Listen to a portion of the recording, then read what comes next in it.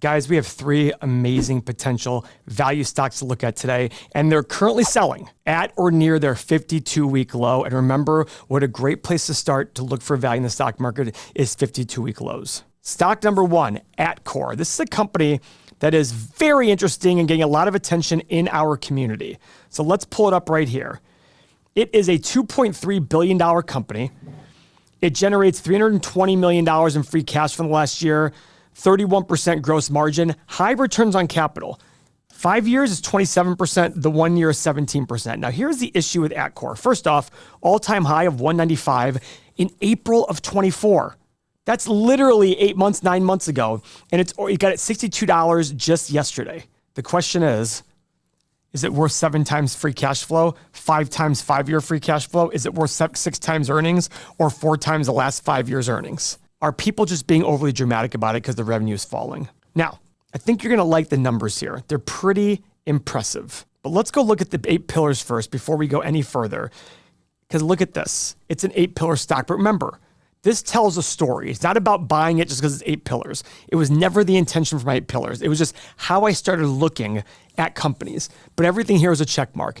This is what I love. They're buying back a ton of shares.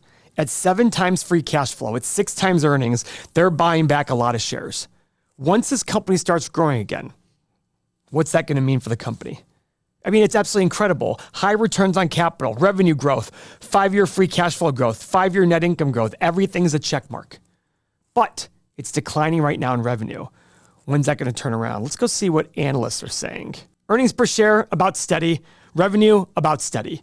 But guys, if everybody's banking on declining revenue, then you can make a lot of money as this thing turns itself around. Now, Atkore is a key player in those electrical and infrastructure markets that I talked about, manufacturing raceways, conduits, and all those infrastructure solutions. Now, while expansion and strong market positioning will work in its favor, pricing pressures and global competition present immense challenges, especially today. They're enhancing distribution with new regional service centers in Texas and Georgia, 2 places that I own vacation rentals, which improve their efficiency in high-growth states. Prices fell 17.7% on PVC from $875 per ton in December of 2023 to $720 in September of 2024 due to increased imports. HDPE products are also under pressure due to a slowdown in telecom projects. However, demand from renewable energy and data center expansion does offer long-term potential. China currently dominates PVC production, driving down prices worldwide with 32% of the market that they produce. The top 5 markets for PVC production are China, US, Germany, Japan, and France. These countries collectively represent the largest contributors to PVC production worldwide, supporting various industries such as construction, automotive, and electronics. Now, we looked at those estimates. We looked at some numbers. The numbers are obviously very attractive, but what matters here is putting the numbers and the story together, and that's what we use Stock Analyzer tool for. It allows us to combine these things, and it feels a little scary, but I just did this today. Guys, look at how ridiculous I made this. 10-year revenue growth, -4%, -2%, and flat. Profit margin, 8, 10, and 12, which is all lower than their numbers in the last 10 years. Free cash flow, same thing, all lower. PE, 7, 9, 11, and my desired return of 9%. Now, I don't actually want 9%, but I put that in there to say, what would my intrinsic value be based on these numbers? You have to put in higher numbers for your desired return. We need to get that margin of safety in there. Hit the analyze button. This is why it's attractive. It's at $65 now. Low price is $49, middle price is $75, high price is $111 on ridiculously low assumptions. As I said, guys, even a declining business has value. There's a reason why so many of our supporters in the community are looking at this company. Stock number 2, let's take a look at Celsius. Celsius Holdings is that seltzer maker, whatever they make, all that stuff. Guys, all-time high of 100, 52-week low, just today, $22.29 as I record this video. Great free cash flow, $170 million a year, $660 million in the last 5-year average and growing. Return on capital, 15% last year, low for the last 5 years, but they were doing a lot of growth there. Look at the growth. 3-year revenue growth, 77%. 5-year, 83.6% a year. 10-year, 67% per year. This company is absolutely flossed, but its stock is down 78% in the last 10 months. I bet you a lot of people wouldn't have thought that was going to happen. Let's see what the 8 pillars look like. All right, not as good as Atkore. 4 checks, 4 X's, still selling for a high PE and price of free cash flow. That's based on 5 years. You see how much their profit and free cash flow has increased in the last 5 years? I'm not even looking at that right now. I'm just going to focus on today's number. Still 31 times free cash flow, still 25 times earnings. That's a lot. That's a whole lot. So it's something to be careful about.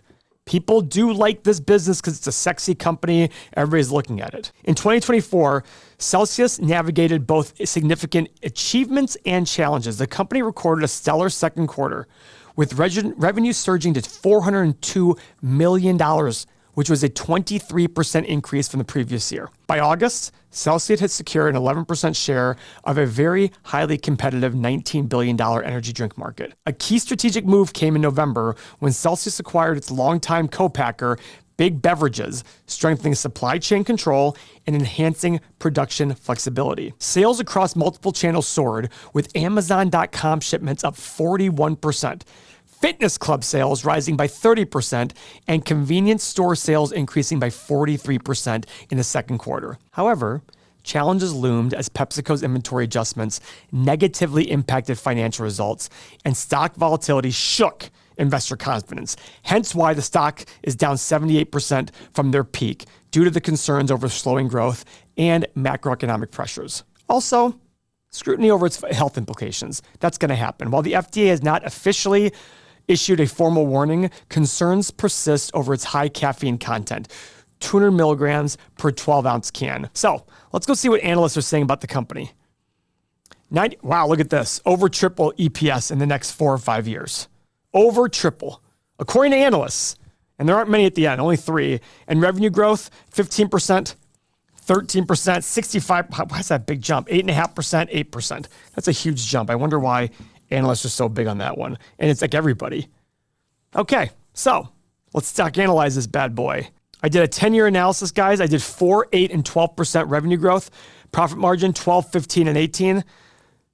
PE and price of free cash flow. I did 13, 16, and 19 only because it's such a heavily concentrated, it's so competitive. There's such a competitive market there. I just put that low because if it gets low enough, they'll probably be bought out at one of these multiples. And 9% return. Hit the analyze button. Stock's currently at 22. I'm not excited about this. $11 on the low side, 37 on the high, 20 in the middle. So I'm still waiting. It's pretty close to the middle price, but I got to make much higher returns to justify this company. Now, guys, we have the community.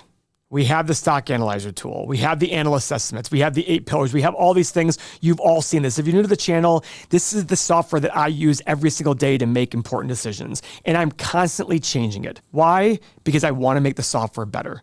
But as we make it better, we're going to make it more exclusive. You've already seen we have a wait list. And the reason being, guys, is we really want high quality people. We don't want fly-by-night people who just come in and out, in and out. It's really important that we get the right investor here. We have thousands of people in our community talking. We have thousands of people that want to be surrounded by the right people. If you're just somebody who's looking for somebody to give you a stock to buy and go away, that's not us. That's not investing. That's being a lemming. That's not for you. That's not for us. We want you to be a great principle-driven investor who follow the right principles long run, who look at companies and looks at an investment as the present value of all future cash flow. Not looking day to day, week to week, quarter to quarter, looking year to year, decade to decade. So if that's the kind of person you are, I implore that you try out our software. We're running $7 for 7 days. If that's not who you are, we're not for you right now, and that's okay. There will be a time when the markets go down and you realize there's a better way, and we will welcome you back with open arms. But until then, $7, 7 days, come try it out. It's practically risk-free. You're going to be really happy you did. It's going to be one of the best investments you ever make. Guys, stock number 3, AMD. We're recording this on the 5th of February. It was down a lot today. They just reported. Guys, AMD, amazing company that's been, this stock was as low as $1.60 per share in the last 10 years. Look at it now. $111 a share, $183 billion market cap.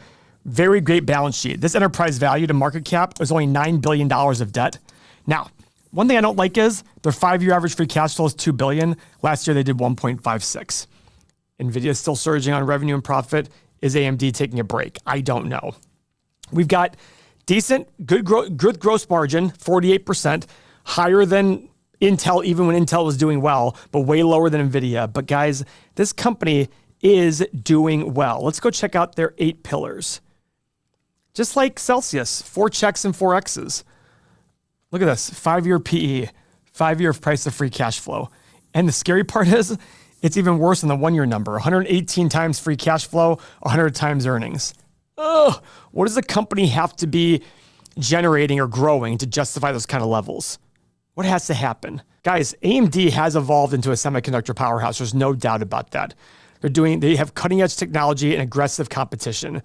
Its Ryzen processors and Radeon graphics cards continue to push the boundaries of performance and energy efficiency, helping gain ground against long-term rival like Intel and NVIDIA. The company's market share reflects this momentum. Its desktop CPU share surged from 19.2% in Q4 2023 to 23.9% in Q4 2024. Guys, a 4% jump, 4.7% is a big jump.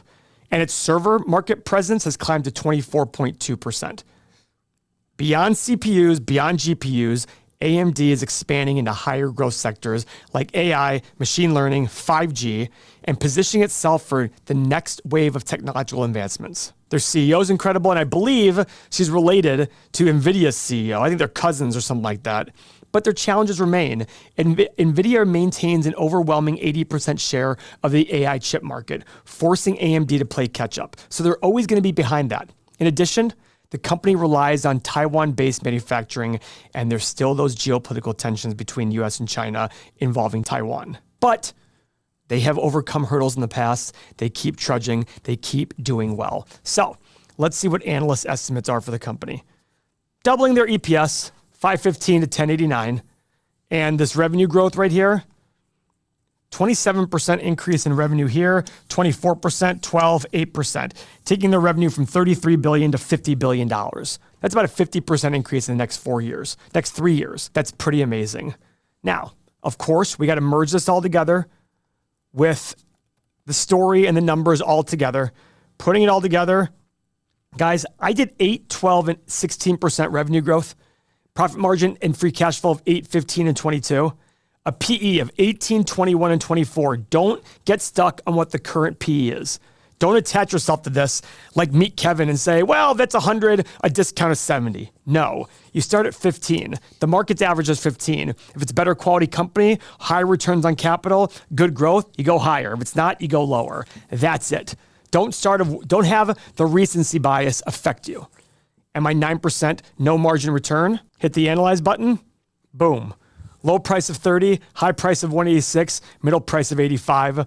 I'm still waiting. Before you guys go, as I said before, stocks selling at their 52-week low is a great place to start looking to find value. Now, if you want to see the 5 stocks that our community members are analyzing as potential value plays, watch our next video. Thank you for your time.